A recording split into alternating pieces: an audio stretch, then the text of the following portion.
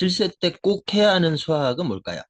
7세면 예비초죠. 네, 예비초면 아무래도 이제 우리 부모님들이 신경을 좀 많이 쓰시는 시기입니다. 네, 고초등 입학을 하니까. 그리고 이제 요즘 같은 분위기, 뭐 수학은 뭐 당연시 여기고, 뭐 국어에 영어까지 선행, 네, 이런 얘기들이 막 이렇게 퍼지고 있는 이 분위기를 봤을 때에는 뭐 그전에도 7세 때 수학을 하긴 했는데, 좀 더 빨라지거나, 좀 더 이렇게 공부를 더 해야 되는 뭐 그런 분위기로 갈 것 같기는 해요. 뭐 근데 어쨌든 그걸 떠나서 어쨌든 예비초라고 하면은 초등 대비를 해야 되기도 하고 근데 이 7세 때 꼭 해야 되는 수학이 있습니다. 네, 이거를 해야지 선행은 둘째치고 현행이 아주 매끄럽게 부드럽게 진행이 될 수 있거든요. 초등학교 1학년 들어갔을 때. 그래서 그 선행이라기보다는 이제 7세 때 그 초등 1학년을 준비하는 예습의 의미로서 네, 수학 준비를 좀 하는 거는 필요해요. 분명히 도움이 됩니다. 자, 그러면 7세 때 꼭 해야 되는 예습, 수학은 뭘까요? 도대체 뭘까요? 입체도형일까요? 아닙니다. 입체도형, 본격적인 입체도형 공부는 초등학교 4학년인가? 그때 나와요. 그럼 7세 때 무슨 초등학교 4학년 거를 벌써 예습을 합니까? 아닙니다. 평면도형일까요? 아닙니다. 평면도형도 삼각형, 사각형 이런 개념 나오는 거는 2학년 2학기인가? 3학년 1학기인가? 네, 그때 나옵니다. 네, 1학년 때 나오는 것도 아니에요. 얘네들이 급한 게 아닙니다. 사고력 수학일까요? 이건 좀 애매합니다. 네, 사고력 수학은 꼭 해야 되는 건 아니에요. 근데 사고력 수학으로 해결할 수도 있어요. 7세 때 꼭 해야 되는 수학을. 근데 사고력 수학 말고 다른 수학으로도 얼마든지 대비를 할 수 있습니다. 그러니까 사고력 수학도 반드시 해야 되는 거는 좀 애매한 부분이 있습니다. 자, 그러면은 뭘까요? 꼭 해야 되는 7세 수학. 안녕하세요. 네, 보통 지역 아이를 위한 스카이 대비 유치초등 공부법을 전해드리고 있는 정용호 강사 겸 작가 겸 컨설턴트 겸 인플루언서입니다. 네, 뭘 많이 하고 있죠? 제 소개는 뒤에 있습니다. 자, 빨리 결론 말씀드릴게요. 7세 때 꼭 해야 되는 수학은 10입니다. 네. 에이? 별거 아니네? 아닙니다. 별거 아닌 게 아닙니다. 그러니까 제가 이렇게 영상을 만들었죠. 자, 잊지 말자. 나만 익숙해. 네, 꼭 기억하세요. 네. 10, 우리 부모님은 정말 익숙합니다. 왜요? 몇십 년 동안 이거를 사용해 왔기 때문에 너무너무 익숙하고 이건 어떻게 보면 당연한 거죠. 네. 근데 그건 우리 입장입니다. 몇십 년 동안 익숙해진 우리한테는 당연한 거지만 이거를 처음 만나는 우리 6세, 7세 아이들한테는 절대 당연한 게 아닙니다. 절대 익숙한 게 아닙니다. 근데 어려운 거예요. 예를 들어서 12 빼기 5 이걸 어려워한다. 얘는 그럼 10을 제대로 안 하고 있는 거야. 그러니까 10의 개념을 제대로 알지 못하고 적용하지 못하고 있기 때문에 얘가 어려운 겁니다. 그럼 얘는 이 12 빼기 5를 뭐라고 생각하냐면 이렇게 보는 거예요. 뭔지 모르겠지만 12개가 있대요. 거기서 5개를 빼래요. 7세예요. 12개는 되게 많아요. 되게 많은 거에서 이걸 빼려고 하니까 정신이 없는 거예요. 네, 헷갈리는 거고. 네, 근데 이 12 빼기 5에서 이 11을 이렇게 읽으면 안 돼요. 네, 이렇게 읽으면 안 되고 이렇게 읽어야 됩니다. 네, 하나, 두 개. 요 일은 10하나예요. 하나로 읽어야 됩니다. 하나로. 1이잖아요. 1이니까 하나잖아요. 하나로 읽어야 되는 거예요. 이렇게 읽으면은 전혀 복잡할 게 없습니다. 네, 여기서 요 5개를 빼래요. 그럼 5개 빼버리면 되잖아요. 그럼 7개잖아요. 그럼 복잡할 게 뭐 있습니까? 근데 이렇게 읽어버리니까 이제 뭐 정신이 없고 복잡하고 막 되게 많은 거에서 이제 5번을 빼야 되니까 막 헷갈리는 거죠. 네.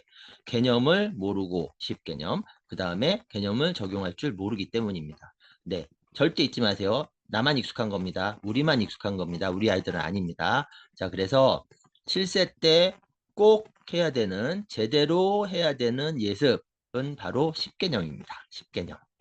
그래서 조금 더 보면은 이 1은 1이니까 하나죠.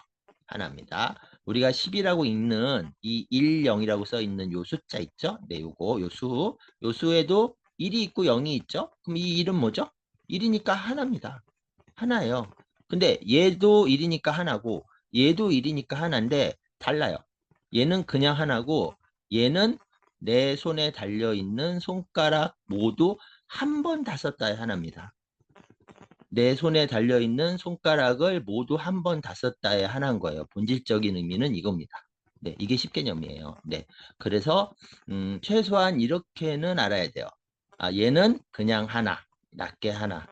그다음에 우리가 10이라고 있는 이 일령에 있는 이 일도 하나인데 이 하나는 내 손에 달려있는 손가락이 10개여서 10개 하나입니다. 10개 하나. 네. 최소한 요렇게는 개념을 알아야 돼요. 그리고 이 숫자를 보면은 요렇게 떠올려야 됩니다. 자, 이 10이 얘가 아니에요. 10에 있는 이 1이 얘고 이 0은 없답니다. 없다. 이거의 0입니다. 이거의 0이에요. 네, 이게 10개념을 정확하게 공부를 하는 게 되는 거고, 자, 교과서는요. 교과서는 수업용이기 때문에 제가 보여드린 것처럼 그렇게까지 친절하지 않아요. 왜냐? 수업용이니까.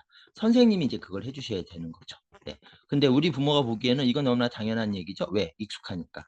근데 우리 아이들이 이렇게만 보면은 이게 뭔 소리지? 이렇게 됩니다. 네. 그리고 외워버리려고 할 거예요. 네. 그러면은 이제 개념학습이 제대로 되는 게 아닌 거죠.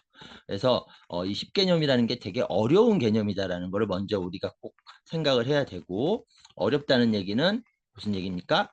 익힐습을 충분히 해야 된다는 얘기입니다.